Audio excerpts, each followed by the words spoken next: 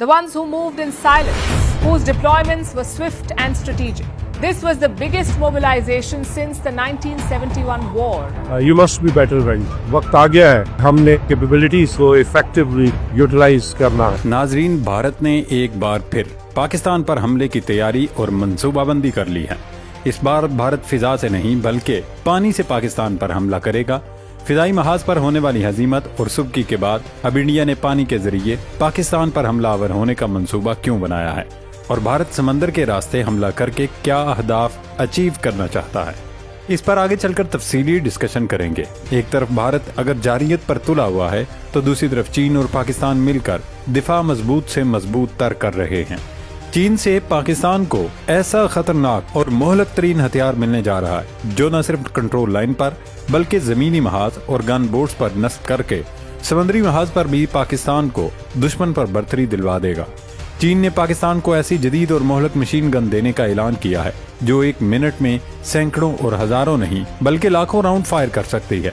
China की इस machine gun ने पाकिस्तान को लाइन ऑफ कंट्रोल पर भारतीय दहशतगर्दी और जारियत के झंझट से निजात दिला दी है। ये सिर्फ एक हथियार नहीं, ये एक पैगाम है दुनिया को, भारत को और उन तमाम कुव्वतों को जो पाकिस्तान की तरफ मैली आंख से देखते हैं। इस मशीन गन की क्या खसूसियात हैं और चीन पाकिस्तान को मजीद कौन से हथियार देने जा रहा है, इस पर आगे चलकर तफसीली डिस्कशन करेंगे।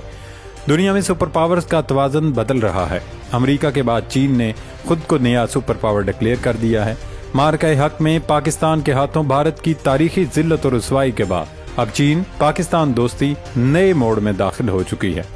पाकिस्तान के नायब वजीर आजम और वजीर खारजा इसहाक डार के दौरे चीन के दौरान चीनी क़यादत ने न सिर्फ उन्हें भरपूर प्रोटोकॉल दिया बल्कि साफ लफ्जों में ऐलान किया कि हम पाकिस्तान की सलामती और खुद मुख्तारी के लिए उनके कदम से कदम मिलाकर खड़े हैं। अगर पाकिस्तान की सालमियत और खुद मुख्तारी पर आंच आई तो बीजिंग हर मुमकिन कदम उठाएगा। चीन इस वक्त खुश है कि पाकिस्तान ने उसके लड़ाका तैयारों, असलहे और दिफाई टेक्नोलॉजी को वो मुकाम दिलाया जिसका वो हकदार था। आज चीन के लड़ाका तैयारे और मिसाइल रूस और अमेरिका के हथियारों का डट कर मुकाबला कर रहे हैं और इस सब के पीछे पाकिस्तान खड़ा है।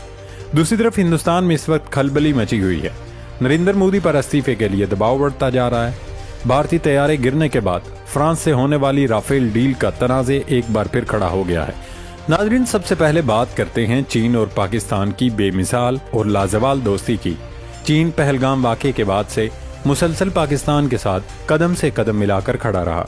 चीन की जानिब से न सिर्फ बार बार पाकिस्तान की सालमियत और खुद मुख्तारी के तहफ़्फ़ुज़ के हक में बयान दिए गए बल्कि इंडिया पर वाज़े कर दिया गया कि हमले की सूरत में पाकिस्तान तनहा नहीं होगा और चीन ने अमलन ये करके भी दिखाया। यहाँ ये बात जहन में रखनी चाहिए कि चीन वो मुल्क है जो दूसरे तो क्या कभी अपने फड्डे में भी नहीं पड़ता।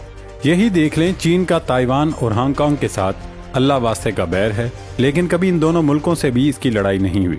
इसी तरह अफगानिस्तान का तनाज़े हो, यूक्रेन का या फिर इराक जंग, चीन कभी लड़ाई बड़ाई की सियासत में नहीं कूदा। लेकिन पाकिस्तान और भारत की हालिया जंग में चीन ने न सिर्फ जुबानी कलामी बल्कि अमली तौर पर पाकिस्तान के साथ मिलकर ये जंग लड़ी। यहाँ मिलियन डॉलर सवाल ये है, क्या वजह है कि चीन इस जंग में कूदा? खुद को आलमी तनाज़ात से अलग थलग रखने वाला और तिजारत पर फोकस करने वाला मुल्क क्यों किसी दूसरे की जंग में हिस्सादार बना? तो इसका जवाब भारत के दिफाई तज्जियाकार प्रवीण सानी ने 2019 में ही दे दिया था। उन्होंने पुलवामा वाक़े के बाद भारत के नाम नेहाद सर्जिकल स्ट्राइक और फिर पाकिस्तान के ऑपरेशन स्विफ्ट रिटार्ट के बाद एक रिसर्च आर्टिकल लिखा था जिसमें प्रवीण सानी ने उस वक्त मोदी सरकार को खबरदार कर दिया था कि वो पाकिस्तान के साथ सींग फंसाना छोड़ दे और आइंदा पाकिस्तान पर हमला करने या जारियत करने का ना सोचे। इसकी वजह प्रवीण सानी ने यह बताई कि चूंकि सीपेक चीन पाकिस्तान इक्तसादी राहदारी के तहत चाइना पाकिस्तान में अरबों डॉलर्स की सरमायाकारी कर चुका है, लिहाजा वो कभी अपना पैसा डूबने नहीं देगा। अब जब भी पाक भारत जंग होगी तो इंडियन फौज को पाकिस्तान से नहीं बल्कि चीन से मुकाबला करना पड़ेगा। लिहाजा भारत को चाहिए कि वो अपनी फौज को उसी अंदाज में ट्रेनिंग करे। लेकिन मोदी सरकार ताकत, गुरूर और तकब्बर के नशे में चूर थी। उन्हें ये बात समझ नहीं आई और अब पूरी दुनिया ने देखा कि कैसे चीन ने इस जंग में हिंदुस्तानी फौज को बिल्कुल मफलूज करके रख दिया। दोस्तों, वजीर खारजा और नायब वजीर आजम इसहाक डार की चीन पहुंचने और वहां उन्हें मिलने वाला प्रोटोकॉल बहुत कुछ जुबान से बयान कर रहा है। चीन ने पाकिस्तानी वफद की न सिर्फ खूब पजीराई की बल्कि एक बार फिर साफ लफ्जों में नई दिल्ली को पैगाम दे दिया کہ پاکستان کی خود مختاری اور علاقائی سالمیت کے تحفظ کے لیے ہم ان کے شانہ بشانہ کھڑے ہیں۔ چینی وزیر خارجہ وانگ زی کا کہنا تھا کہ چین پاکستان بھارت کے درمیان پائیدار امن کی کوششوں کی حمایت کرتا ہے، لیکن اگر پاکستان کی سلامتی، سالمیت اور خود مختاری کو کوئی خطرہ ہو تو پھر اس کے تحفظ میں ہم پاکستان کے ساتھ کھڑے ہوں گے۔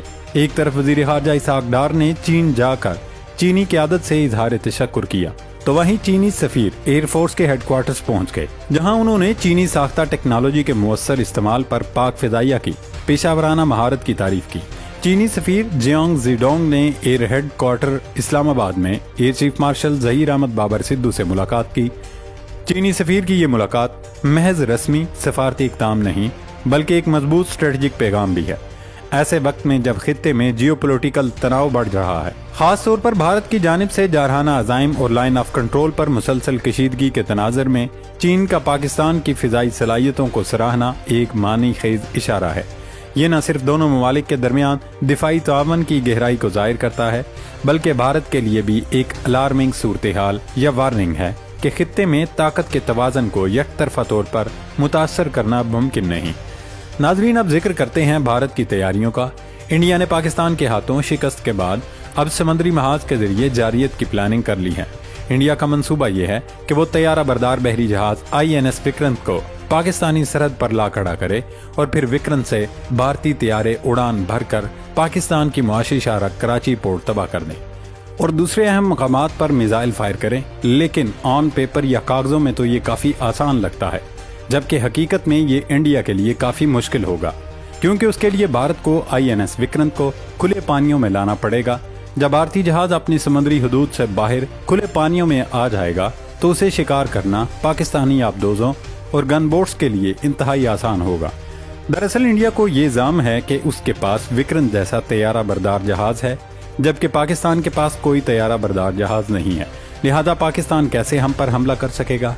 لیکن وہ یہ بھول جاتے ہیں کہ پاکستان کے دوست ملک، چاہے وہ ترکیہ ہو یا چین، ایران ہو یا کوئی اور، سب کے سب پاکستان کا ساتھ دینے کو تیار ہے، لہذا کسی طیارہ بردار جہاز کی کمی پاکستان کو محسوس نہیں ہوگی۔ رہی سے ہی کسر JF-17 اور J-10C پوری کر دے گے۔ ویسے تو ابھی تک انڈیا نے عوامی سطح پر اعلان نہیں کیا کہ وہ بحری محاذ سے پاکستان پر حملہ آور ہوگا، لیکن پاکستان کو یہ سن گن مل چکی ہے۔ یہی وجہ ہے کہ پاکستان نے پہلے ہی عالمی برادری کو آگاہ کر دیا کہ انڈیا پانی کے راستے جارحیت کرنا چاہتا ہے۔ ہم اپنے دفاع سے غافل نہیں ہیں، بھارت کو اس کا خمیازہ بھگتنا پڑے گا۔ اقوام متحدہ میں پاکستان کے مستقل مندوب عاصم افتخار کا کہنا ہے کہ بھارت خطرناک بحری تیاریوں میں مصروف ہے۔ سلامتی کونسل کے مباحثے میں سفیر عاصم و افتخار نے کہا کہ یہ بات تشویشناک ہے کہ ایک بڑی طاقت غیر محدود علاقائی بالادستی کے خواب دیکھ رہی ہے، وہ بحری توسیع پسندی اور اہم آبی راستوں پر غلبہ حاصل کرنے کی کوشش کر رہی ہے۔ انہوں نے کہا کہ پڑوسی ممالک کو علاقائی بحری سلامتی کے ڈھانچوں، بالخصوص انڈین اوشن رم ایسوسی ایشن سے خارج کیا جا رہا ہے۔ ناظرین، چین نے ایک ایسی مشین گن ایجاد کی ہے جسے اگر مشین گن کا باپ کہا جائے تو غلط نہ ہوگا۔ یہ مشین گن پاکستان کو بھی ملنے والی ہے۔ دوستو، اس وقت دنیا میں سب سے جو جدید مشین گن استعمال ہوتی ہے وہ ہے فلینکس، جو امریکہ کے تمام بحری جہازوں پر لگی ہوتی ہے۔ یہ مشین گن 1 منٹ میں 4500 راؤنڈز فائر کرتی ہے، لیکن جو چینی مشین گن ہے، جسے مشین گن کا باپ کہا جا رہا ہے، وہ 1 منٹ میں لاکھوں راؤنڈز فائر کر سکتی ہے۔